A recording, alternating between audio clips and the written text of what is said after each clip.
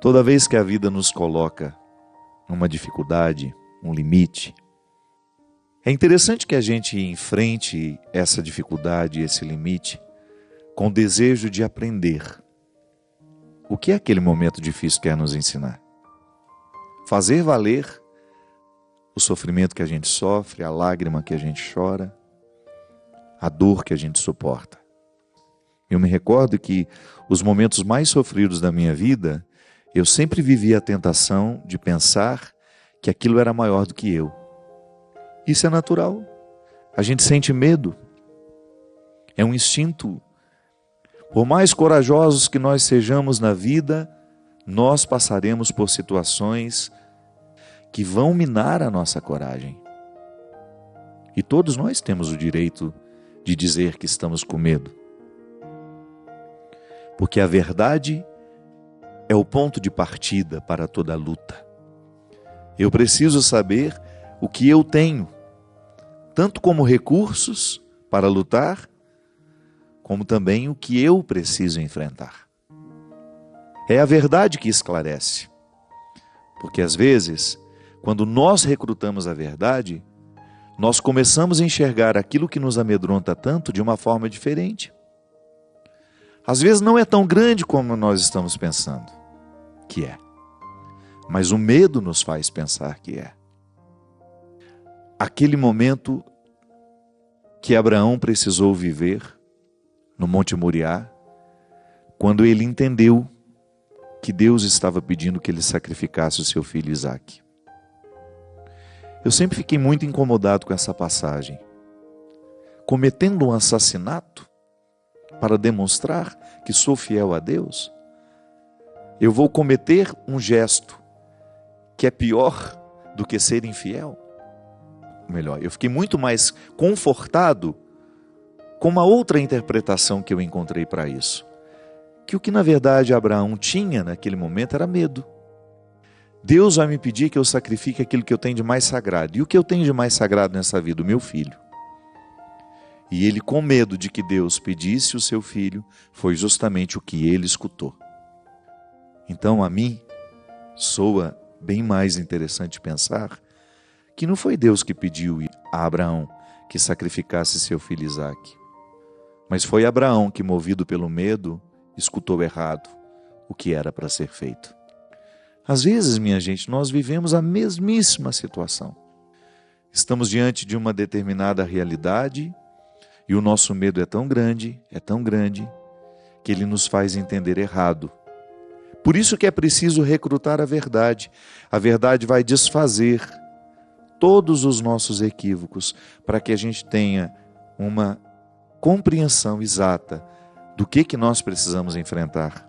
Às vezes nós achamos que estamos perdendo muita coisa e não é tanto assim. Mas na hora que aquilo se apresenta a nós, aos nossos olhos, nós achamos que nunca mais vamos conseguir nos reerguer. Achamos que aquilo que está sendo arrancado de nós é grande demais para a gente poder continuar sem aquilo. E de repente não. Eu já encontrei pessoas, por exemplo, que perderam um emprego quando nos falta aquilo que já era certo. Mas quantas pessoas eu também encontrei que somente depois da perda daquele emprego, daquele cargo que tinha, é que elas de fato descobriram para que elas vieram a este mundo. Estavam presas, amarradas naquela rotina que não se modificava nunca, pararam de recrutar o que tinham e de repente se acostumaram com o pouco que estavam se oferecendo. Tudo aquilo que eu posso como pessoa, eu recruto diariamente e ofereço a mim, porque eu sou a primeira instância que experimenta o que eu posso, todas as minhas possibilidades. Que o amor próprio é um recurso da nossa inteligência emocional que não nos permite fazer comparações com os outros. Olha para aquela pessoa, como ela é muito mais bonita do que eu, como ela é muito mais inteligente, como ela é muito mais capaz. Não é justo você olhar para o outro e comparar-se. Porque o outro, ele nunca vai ser como você, porque ele é outra pessoa. E você nunca vai ser como ela, porque você é outra pessoa. Agora, ocupe-se do que você pode se oferecer pare de prestar tanta atenção no que o outro já ofereceu de si e depois ofereceu aos outros, e você vai descobrir o que você pode descobrir dentro de você. E o amor próprio é justamente esse primeiro movimento, é a primeira instância do amor, que eu pessoalmente gosto de compreender como um presente que Deus me deu. Santo Agostinho fala isso de forma tão sofisticada e simples ao mesmo tempo. Ele nos amou para que tivéssemos amor com que amar. Então, o amor próprio é essa primeira reserva de amor que nós recebemos, que funciona como uma espécie de imunidade espiritual afetiva. Eu me cuido, eu tenho preocupação com a minha saúde, eu tenho zelo pelo meu corpo, eu tenho zelo por aquilo que entra no meu ouvido, que vai influenciar a minha mente. Não faço questão de guardar mágoas, rancores. Por quê? Porque são sentimentos estragados, que não edificam. Então eu tenho respeito por mim. Por isso eu compreendo que este é o primeiro derramamento de amor que eu recebi, que se chama amor próprio. Neste amor próprio, Deus me ama, me protege, me resguarda, me dá coragem para enfrentar os que desafiam a minha dignidade, aos que não querem me interpretar como alguém de valor. Então, nesta primeira experiência de amor próprio, eu crio este círculo de proteção. Eu me amo porque Deus me ama. Deus me ama e vai me ajudando a me amar também, a me acolher, a me recolher. E todos os dias, num exercício de auto-amor, eu vou buscando dentro de mim tudo o que é necessário para eu viver melhor. Eu me ofereço aquilo que eu tenho de mais precioso e somente depois eu começo a oferecer aos outros. Essa experiência, minha gente, ela é fecunda e é ela que nos realiza. Então, às vezes, uma dificuldade chega e nos acorda para a gente perceber que nós paramos de cavucar na terra da nossa essência, que nós ficamos acostumados àquele pouco que aquele trabalho, que aquela função, que aquele grupo de amigos estava me recrutando. É por isso que o desafio é sempre positivo na nossa vida. Num primeiro momento, qual é a tentação? Pensar, não sobreviverei fora do que eu já estou acostumado. E de repente, essa transferência, essa perda, essa mudança é apenas uma batida na porta que Deus está fazendo questão de vir pessoalmente bater na porta da sua vida, do seu coração, para que você perceba que você é muito mais do que você imagina ser, que você ainda não se ofereceu nem a metade do que você pode se oferecer, e porque você ainda não se ofereceu, porque você ainda não descobriu, ainda não revelou a você, é claro, é natural que você não tenha oferecido também aos outros. Como é que você vai oferecer ao outro algo que você nem sabe ter?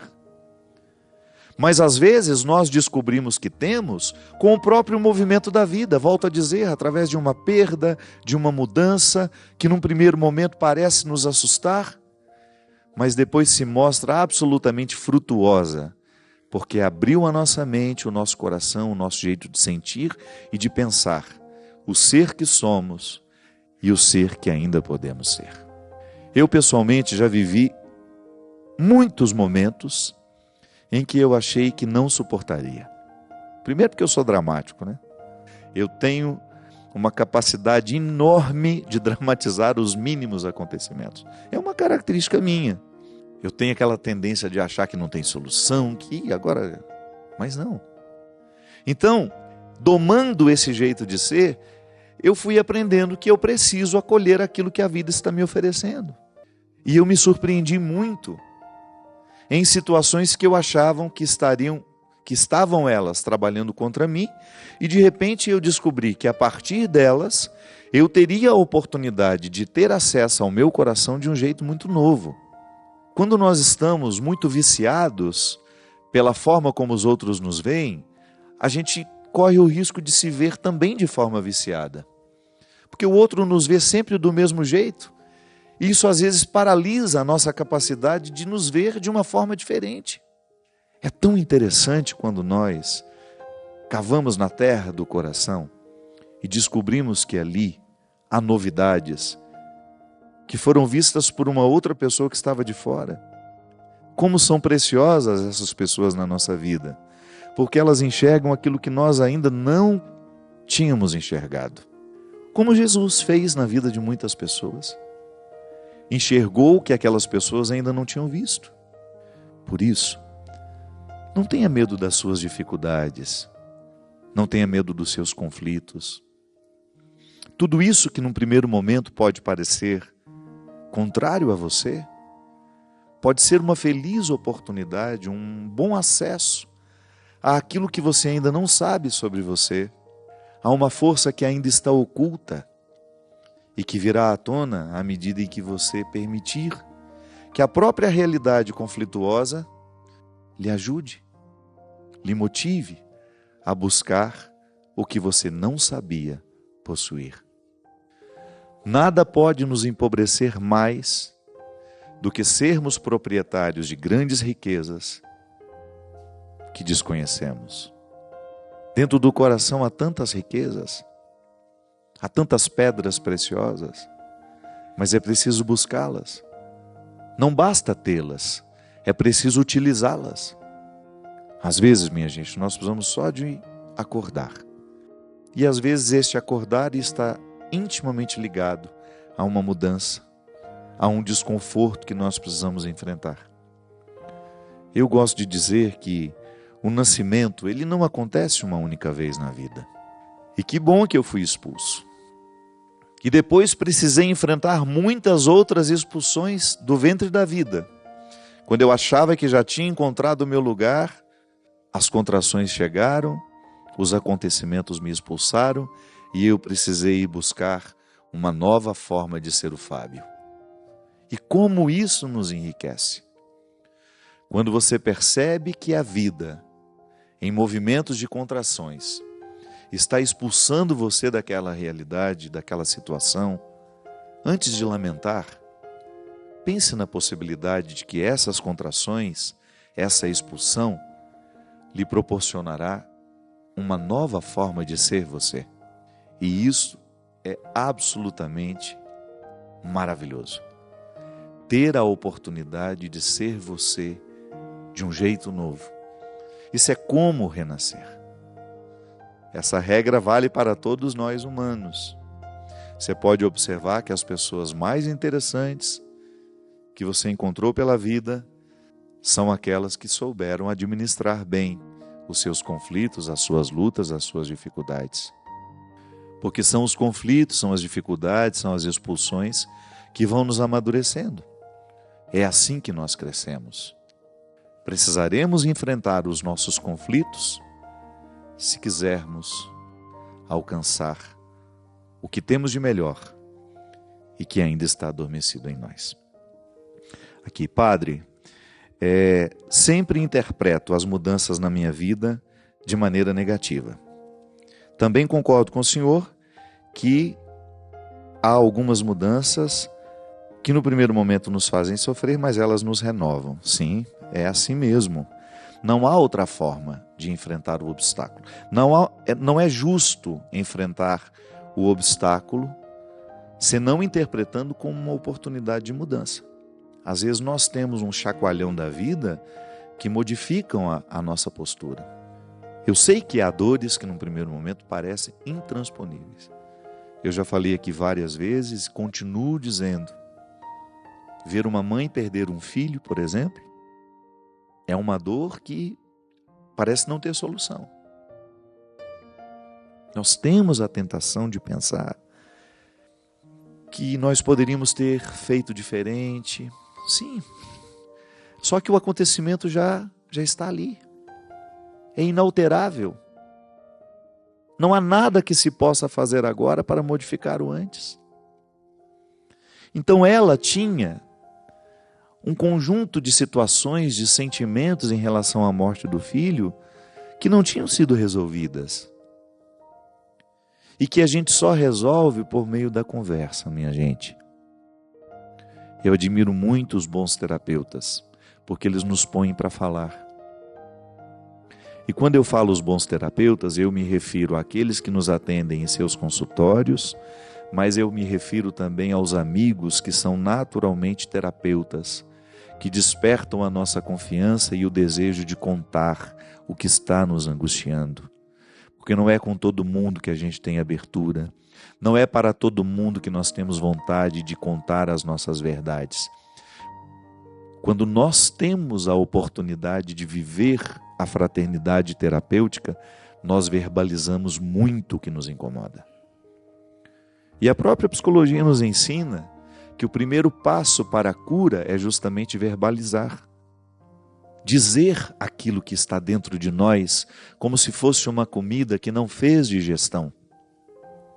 Sim, nós falamos de digestão emocional também. Não é só o alimento que a gente come que precisa ser digerido, mas os sentimentos também precisam ser digeridos.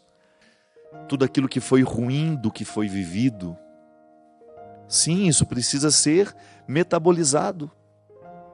E a gente metaboliza falando, contando, pondo para fora. Por isso que é preciso ter muita paciência. Às vezes a pessoa vai precisar dizer aquilo muitas vezes. Por quê? Ela está se livrando. Ao falar, ela vai tendo condições de lidar melhor com aquilo que angustiou tanto. Ela precisava falar da culpa que sentia. E à medida em que ia colocando para fora, por meio da fala, por meio deste recurso fantástico que é a palavra, ela foi descobrindo uma forma de sepultar o que precisava ser sepultado, para que Gabriel pudesse ressuscitar de outra forma dentro dela. Hoje ela tem um instituto, que acolhe justamente pessoas necessitadas com o nome do filho. Conseguiu contornar toda aquela dor, todo aquele sofrimento, fazendo alguma coisa pelos outros. Um processo terapêutico que nos encaminha, que nos faz chegar pelos caminhos da dor a um aprendizado que nenhuma alegria poderia nos fazer chegar. Por isso nós precisamos do processo terapêutico, seja no consultório ou seja a partir de amigos saudáveis, que nos permitem a experiência da catarse, da purificação, da limpeza emocional que nós podemos fazer quando falamos e somos ouvidos. Que é tão importante a gente ter espaços saudáveis de convivência, onde o que a gente fala é escutado. Isso faz a cura acontecer dentro de nós. Por isso o padre, ainda é, por mais que tenha se perdido o significado disso, do ir contar os pecados, do ir fazer uma direção espiritual, como isso cura o coração das pessoas. O padre, ele naturalmente deve ser um homem de confiança das pessoas. Eu não posso banalizar o que você me conta. Eu não posso ser um fofoqueiro. Não. Por isso, não tenha medo de dizer o que você precisa dizer. Verbalize. Procure um lugar, procure alguém que tenha condições de lhe ouvir. Quem sabe assim você vai descobrir que aquilo que você está enfrentando não é tão grande quanto lhe parece. Às vezes a visão do outro corrige a visão equivocada que você está tendo da vida. Às vezes a visão que você está tendo não está lhe favorecendo, porque ela é distorcida pelo medo que você sente. Você sente medo e naturalmente olha para a sua dificuldade e a interpreta muito maior do que ela é. De repente o outro vem porque enxerga de um outro ângulo e lhe diz, não é tão grande assim quanto você pensa que é. E aquilo é libertador, porque lhe proporciona uma nova forma de enxergar. Que o Deus Todo-Poderoso venha derramar a sua bênção sobre nós, clarear o nosso entendimento, modificar a nossa linguagem, curar-nos em posturas antigas que nos prejudicam no dia de hoje. Que o Deus Todo-Poderoso derrame sobre você a lucidez, a bênção da lucidez, para que ao olhar para os seus problemas, você recrute a verdade e saiba o que de fato você precisa enfrentar, não tornando isso maior nem menor do que é, apenas permitindo que a realidade seja o que ela de fato é. Se você assistiu até aqui, digite amém. Não deixe de curtir, comentar e se inscrever. Que Deus abençoe a sua vida.